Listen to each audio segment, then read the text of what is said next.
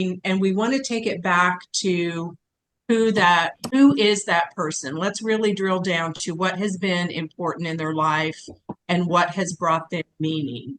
And so we do that both from a positive, but also through life's difficulties. And some of the positive areas that we talk about are accomplishments, and that doesn't always mean job accomplishments. We're very focused in this society. You meet somebody at a social function, and probably one of the first three questions you're going to be asked is, what do you do?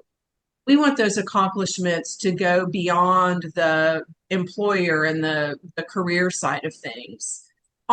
Any kind of accomplishments that person wants to explore. Stories or situations that were really formative to them. Was it a teacher that you had in fifth grade that really just changed your life or gave you that self-confidence and you kept a relationship with that teacher, or any of those formative stories? And the life lessons that we've all learned. Who have been the people that have had the most impact on your life? What are your values and what are your beliefs? Knowing that it's always a safe space and that your values and beliefs belong to you. Nobody else has to agree with those. It's what matters to you. What is your belief or practice, whether it's an organized religion or spirituality, whatever that looks like. And then the important roles that you have played in your life.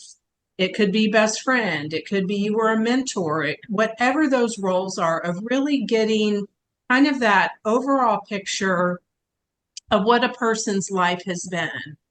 But as good as it is to talk about the happy things and the things that brought us great joy and confidence and self-esteem, when you start looking at end of life, it is just as important, and actually in most instances even more important, to talk about those things that have been difficult, because those are often the things that go through our mind at night, that keep us awake, that we struggle with internally, that we maybe don't feel safe talking about. And oftentimes, you can find when somebody enters active dying, if they haven't resolved some of these things or even just openly talked about them, it can definitely impact how they transition through the end of life. So we want to talk about failures. We've all had them that have experienced in life, or mistakes, or those little speed bumps that caused us to maybe take a different path. Paths that you thought you were going to take that you didn't take. Problematic events, missed opportunities. This one is the biggest, the hurts, guilts, regrets, and shame. And that could be around all kinds of situations.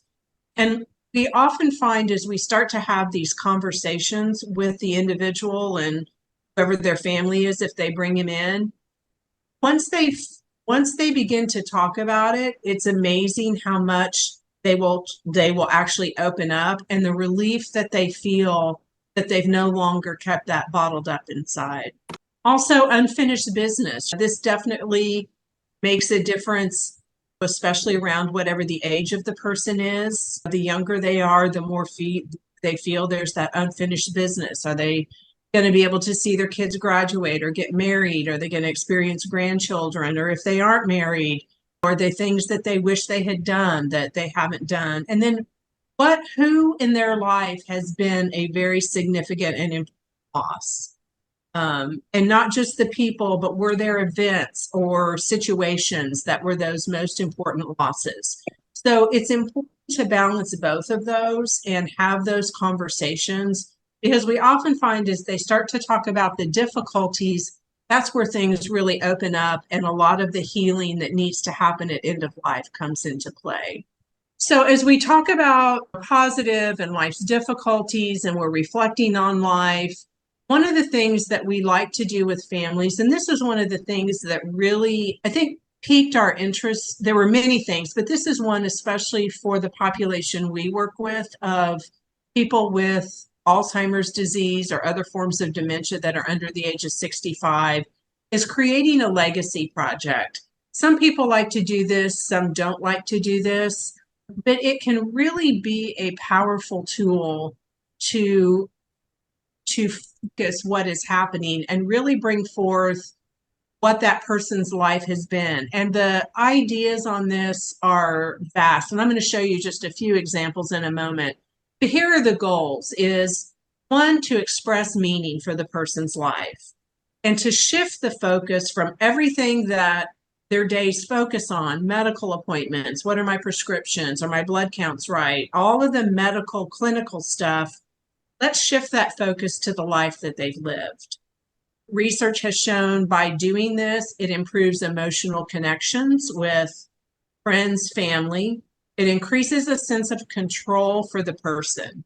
They begin to reflect on their life, look at what they've done, and not feel that they're losing that control to whatever their physical situation is. It can also improve physical symptoms. And there have been some studies that have shown, especially when it comes to pain management. It also is a fantastic way to preserve the past. And it also can inform and inspire family and friends. I mean, there are so many stories. There was one of a older lady who was dying. They knew that and this was especially geared towards the grandchildren. They knew their grandfather had been in the war, but they didn't, as is common for people who serve in the military, they don't come to talk about experiences. They had found their grandmother had kept all these letters and cards that he had sent to her. They had never seen him, and they created this amazing legacy book with all of that. And it kind of caused them to actually learn a lot about their family that they never had known. So when we talk about project ideas, again, this is it is vast. And when you go on Pinterest or some of the social media sites, you see some really creative things. But some of these can be done very easily. Memory books, even writing a letter, writing down your memories of the person, life scrolls. I'm going to talk about that in a moment. Videos and audios, even recording. And there are video companies out there that will actually come and create a legacy video of talking of different people in your family or friends, or even talking to the person and having them reflect on their life, because then that also turns out to be a gift once they've passed away, those family and friends who are still here. Quilts, that is an endless topic, which we'll talk about in a moment. Paintings, collages, songs, poems, collections of recipes. It can go on and actually can be as creative as you want to be. This was a photograph, which I thought this was so cool, of generational hands of the women in the family. So this is another one. And this ottoman cover is made solely of men's ties. This little clutch is made of men's ties. There are table runners that have been done of men's ties, quilts. So if your father or a male in your family or friend had a lot of ties, and there were those that were favorites, there are really unique things you can do with those that turn into kind of a keepsake. And this is definitely more for those legacy projects to be left for the people that are still here once their loved one has died. I know, my apologies that this is a little bit blurry, but this is a granddaughter who took one of her grandmother's recipe cards and had it made into a backsplash in her kitchen. That's cool. Which I think is so cool. Another thing that has gotten very popular is creating cutting boards you can do it with your loved one's photo, and the recipe and their handwriting. Some people maybe it's a favorite logo. There are numerous companies that do cutting boards with their handwritten recipes, poems, whatever the case may be.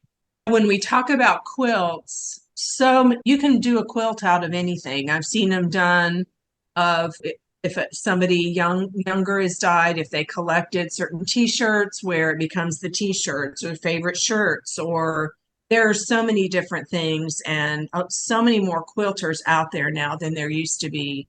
So you can make a lap quilt of just about anything, if they're clothing items or something somebody's grandmother maybe had, or that your mother had, that is really kind of a keepsake. You can create all kinds of different things as it relates to quilts. One of my favorite one that I think is really powerful, when I mentioned the life scroll, this can be really great. It can be great for families. It can be great for friends. And I did this one over here. This is just shows a wedding invitation, but just so you kind of get the perspective as you roll it out. And here's just the paper. This is where everybody could take a section on this scroll, whoever, friends, daughters, brothers, sisters, nieces, nephews, grandkids, and write their favorite story or write their favorite memory. And then this is something that the person who is in the dying process and has the terminal illness can actually read through, and it becomes a keepsake for the family, but it also carries a whole lot of emotion and affirmation of that person's life that they're able to be to reflect back on. I have also seen where, so take, for example, the photo on the right, and not so much in the scroll, but so you take, say, that size, an 8.5 by 11 cardstock, and everybody gets one. They can draw a picture, no matter what age. They can put whatever they want on it.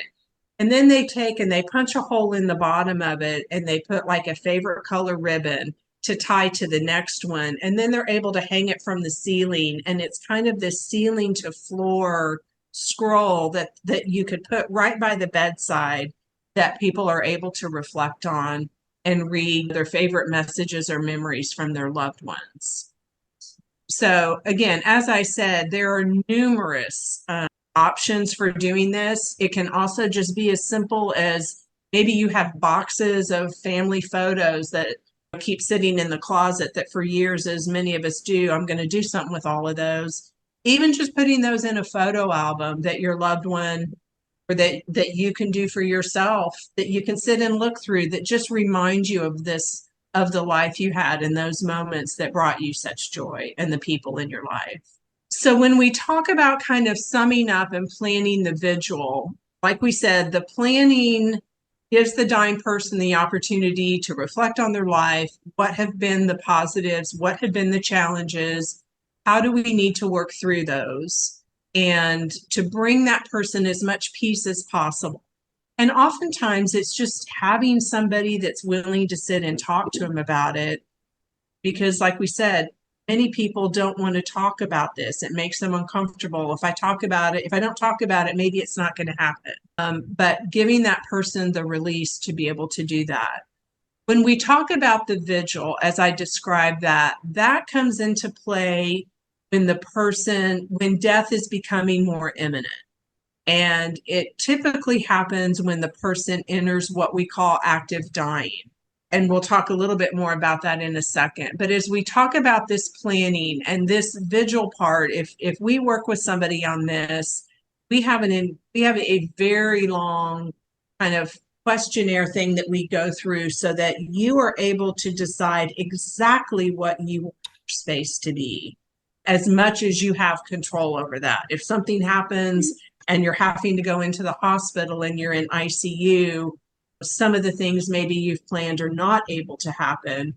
But if you are able to, it's still good to have that plan, because even if there's components that can be implemented, then still know that we're honoring what some of your wishes are. But some of the things that we'll talk to the person about is management of symptoms, the nature of interactions with loved ones, the professionals around them, and those of us that are serving in the doula capacity. And then what do you want your space around the bedside to look, feel, sound, and even smell? We really bring in the 5 senses during that time. So the goal of this process is to honor each person's wishes and to create an environment that is accepting, loving, peaceful, has grace, and where people come in and be present. So, like I said, it's about attitude at bedside. The person gets to determine what they want that space to look like. We talked about presence, and I'm going to give you an example, which still to me it's just one of the best. So when we were going through the training, they told us the story of a lady who had hired an end-of-life doula, and she created her vigil plan, and she was entering, she knew that she didn't have much longer. It was kind of a matter of weeks. And so she had set her bedroom up. That's where she'd wanted it to be. And she had determined the color and all that. But when she wanted people when they came in the room to be with her and not be thinking about everything else that had happened in their day. So outside of her room, she had her family get a really plush, thick, I always kind of envisioned it as not the shag, but the really kind of long haired, fluffy piece of carpet.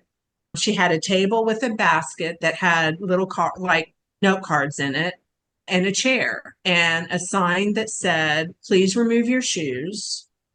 When you sit down, please remove your shoes and write your favorite memory of us on the before you enter my room."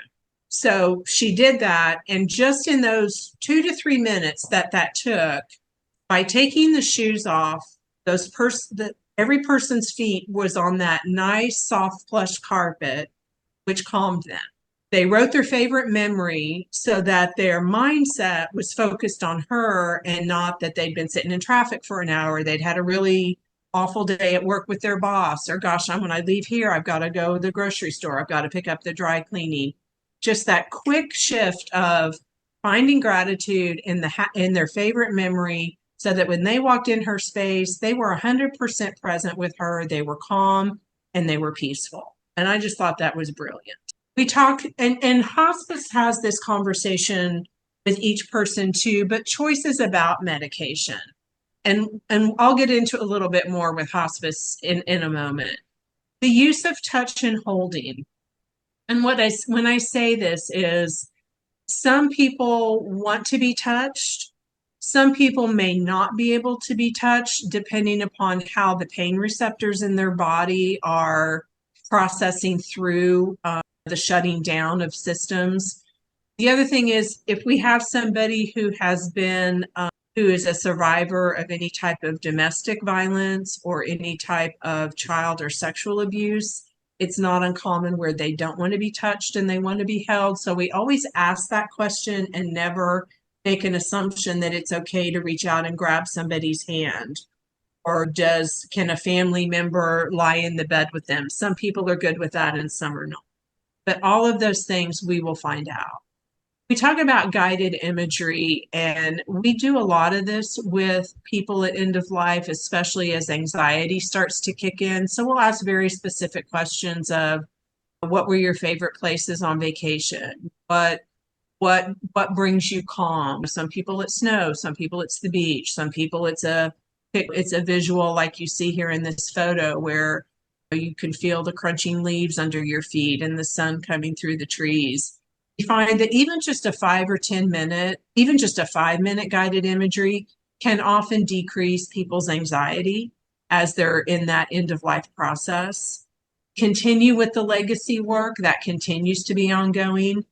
The other thing that we really want to find out from people, and this comes into play especially with people's religious backgrounds, spiritual backgrounds, their culture and their race. Are there certain rituals that you want done or are common to be done in culture as you're entering the dying process or right after somebody dies? So we will, because any of those, we will make those happen. If they're people that we need to bring in, if there are spiritual and religious leaders that you are part of that, we will bring all of that in. The other question we will ask is, who would you like to be there when you take your last breath? And just as important as who do you want to be there is the question of, are there people you don't want here? Because this is about you. It is about the person at end of life. It's not about what somebody else wants. This needs to be a peaceful, loving presence for you. Hospice, first of all, hospice typically after somebody dies will wash the body. Some people don't want their body washed. And so if that's the case, hospice will honor that. We will honor that. Sometimes the washing is done by a religious or spiritual leader or somebody who is part of of their culture and the customs. But we will find out all of those questions and then find out what do they want after death. There's the very standard funerals, whether you're going to be buried, whether you're going to be cremated. And some people actually choose some other options. And whatever that person wants is what we will make sure happens. So when we talk about rituals, as we all, I mean, as most of you probably know, it's a series of different symbolic actions that brings a deeper meaning of the events that have happened in our life. And a lot of times there are rituals specific to be done for imminent death, the active dying process, and once last breaths have happened. So whether it's to acknowledge the change, to celebrate the life, it honors a special moment. It also kind of restores a sense of there's so much emotion and energy that occurs when somebody is in the active dying process and takes last breath. So sometimes those rituals can just kind of bring a piece to everything. And it can be as simple a ritual as maybe there's a certain song you had that you want sung. Maybe there's a special poem or scripture that you want read at a very specific time. So we drill down to get all of that so that we are able to create this vigil plan for you that honors every single aspect of what you want your last days to be. And while at the beginning I said we are non-medical, which is true, but we are educated on the signs and symptoms of the dying process. So we are able to tell by skin changes, breathing changes as death becomes more imminent. And then kind of phase 2 of the vigil process is then the bedside support during active dying. And somebody, when they were sharing, said that one of their biggest things is they don't want to die alone. And I can tell you the first person that I served as her end-of-life doula, she had 3 grown children. One lived here in Houston, one in Austin, and one in Oklahoma. But she knew that they would not, and they wouldn't be able to be with her bedside. And that was her biggest fear, is that she would be by herself when she died. So we can do that. We can also be on 24-hour on-call support. And the whole thing is to provide that supporting guidance to ensure the vigil plan is implemented. We still can talk through meditation and guided imagery, even if the person is no longer conscious, because hearing is the very last sense that remains intact until the heart stops. And then we also, as you're going through this, when a family has never, there's a lot of people, they've not seen somebody in the dying process, and it can be very scary and challenging and emotional. And we provide that anticipatory grief work with whoever their care partner is, their family, and their support team. And so phase 3 of this is what we call the reprocessing of the dying experience. Typically, we will never do this any sooner than 3 to 6 weeks after somebody has died, because there's the service, there's kind of the business side of dying that whoever the survivor is that's in charge of your estate has to go through.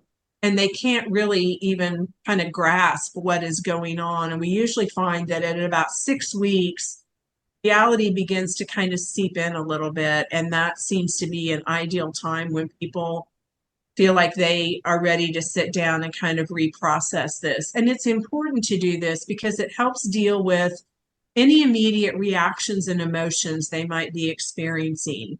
It will be a retelling of the dying story, because as we all know, every single, we can have one event happen and every single one of us on this call is going to have a different memory of it because it's going to impact each of us uniquely.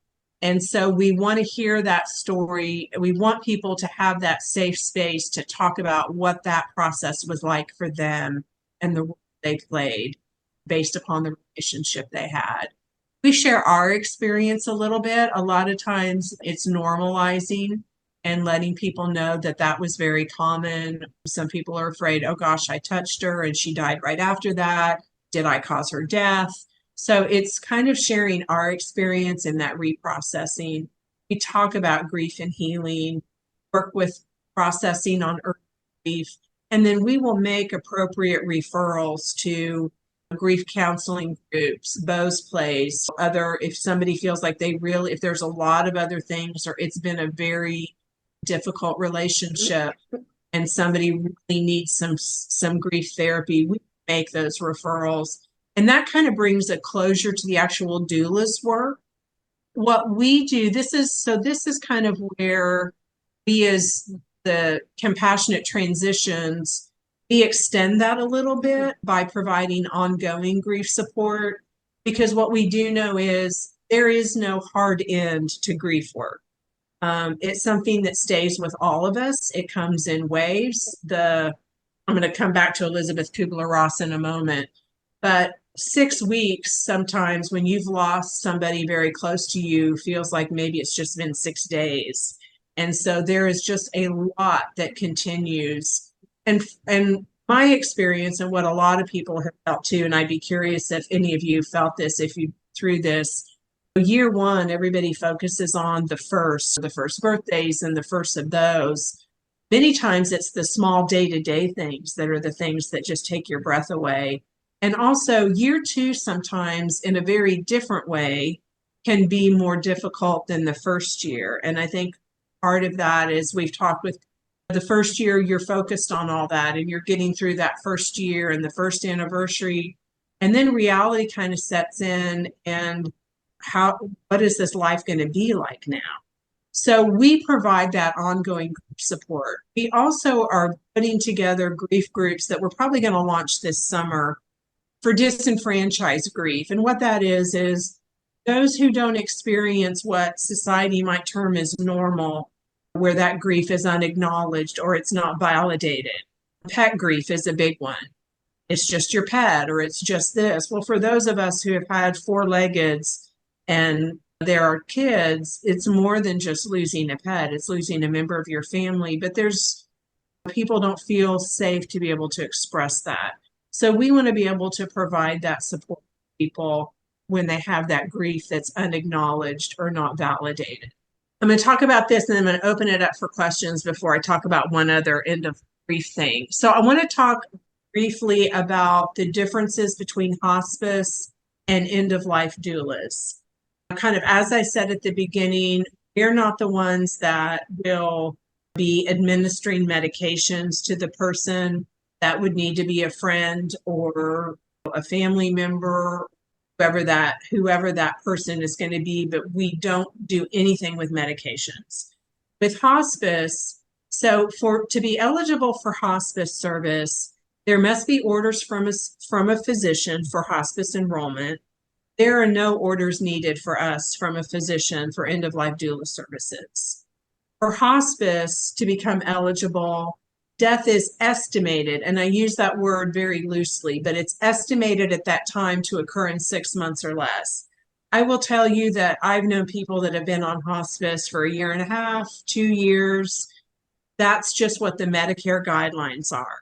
For our services can begin at any time, even before a diagnosis is received. Somebody wants to do some of the pre-planning of the early things that they can do.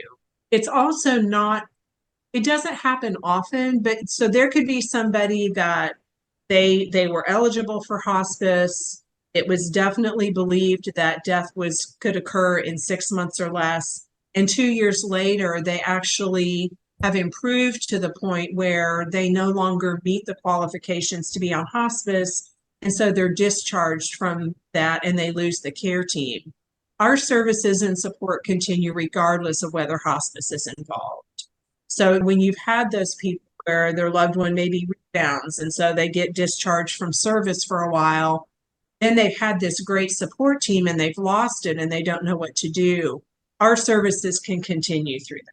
I'm going to jump to this and then I'll go back to the next slide in a moment. So when I was talking about the grief groups, this is something different that we are also getting ready to launch this summer. And we're calling it Death Conversations. And the idea came from the Death Cafe concept, which was started back in England. And it was kind of done around pastries and tea so that there was food and beverage, and it was this casual environment where people could come and just talk about their fears, their questions, uncertainties around death and dying. We're calling it more kind of death conversations, but what it does is it provides that safe space for people to come and talk about the issues and their questions and fears. It also want it to also be a shift of starting to break the cycle of taboo and stigma that our culture has around death and dying. And then to just to have those conversations without there being any expectations and no judgment, and have it not be in a clinical setting. Some of those questions don't always have to be with the physician or a medical provider. I want to open that space for people to be able to have that conversation amongst other people. One thing that we'll do, we will stay true to the Death Cafe concept, but probably about once a quarter, we will have one where we have somebody come in that works in the field, whether it's a lawyer who does estate planning documents and can talk you through and answer questions, somebody that maybe does pre-funeral planning that is not there to sell you anything, but just to answer your questions. If you have a question about burial versus cremation versus something else and you don't know who to reach out to for those questions, they'll provide that space. We'll have somebody maybe come in from hospice that can talk to you about what that really looks like for your loved one, and that it's not the fear of, if I put them on hospice, it means I'm giving up. It's actually this amazing added level of care that can be there from a physical, emotional, and spiritual standpoint to help your loved one. So we're really excited about launching the Death Cafe concept. So any questions or comments or thoughts about any of that? I know it's a lot of information to try to absorb in a very short period of time. This has just been let me turn on. This has just been an outstanding presentation, Laura. I've learned so much. I hardly don't know where to begin with a question. You've just covered everything so well. So, but if anyone else has questions, let's speak up.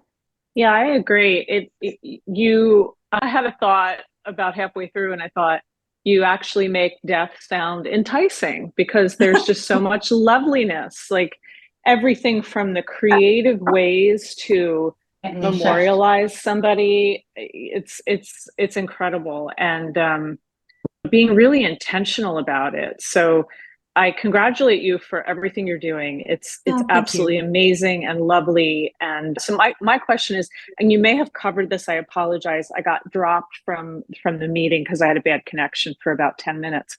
Are you nationwide, and how do people avail themselves of your services? What's involved in that? Like if I move to another state, how does that all work? Sure. So for us, we work for right now, we are just working in Texas. The organization that we trained with, which is the International Association of End-of-Life Doulas, they have doulas nationwide. And so we can help you locate an end-of-life doula in another state. There are also other organizations now, which there always is. Once something like this starts, other people create their own certifications. And I think you're starting to hear a lot more about them. So if there was somebody in another state, you could definitely work with them to get in touch with somebody. When it came to the pre-planning part, and let me just go ahead and hop to this last slide. And then, so we are currently redoing we are actually redoing our plans and pricing right now. We do charge for this program because it is so time intensive, but typically our range with what we do is maybe around $75, $80 an hour. And we have that, we're packaging that in different ways. One of the things that we do, first of all, we will do a free 60-minute consultation with anybody. Even if you wanted to sit down and say, what would this look like? I'll sit down with any of you for 60 minutes. We can talk about it. If you have somebody where they've received a diagnosis and they want to kind of start having this conversation, they'll do that free 60 minutes. So for somebody where death is becoming more imminent, we have a series of packages that we're putting together where if somebody just wants to do the life planning and legacy work, and then separate for bedside vigil services. But for people who want to just start, maybe you have your legal documents, but you sure haven't given a lot of thought, as most of us have not, about what would I want my end of life to look like? Or what do I need to make sure I do? One of the packages we have is called Let's Make a Plan.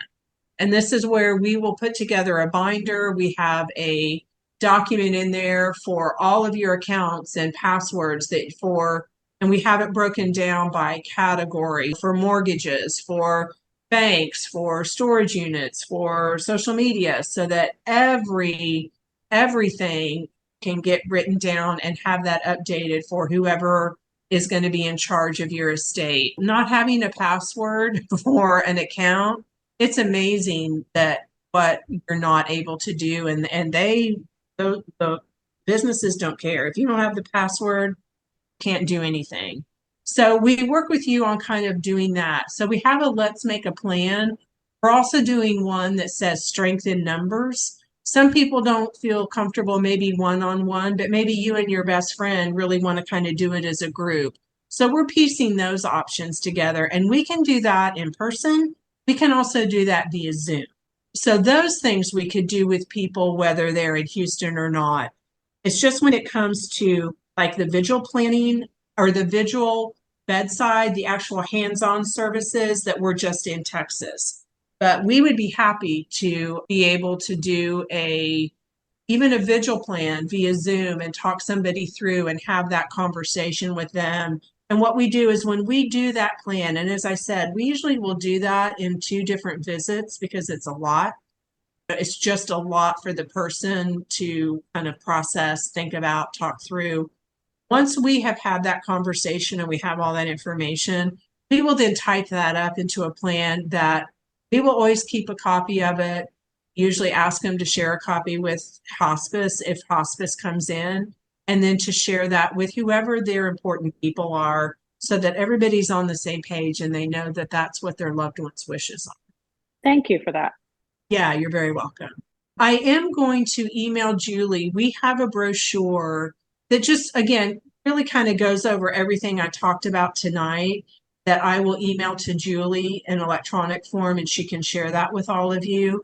And we will have our new sheet with our it's always an ongoing learning process. And now that we're doing death conversations and more pre-work for those where death isn't imminent, because we want people to be educated, and we want you to know that you have it's your voice that gets to determine what you want your last days to be like. And it's just paramount that gets honored and that you're able to express those wishes.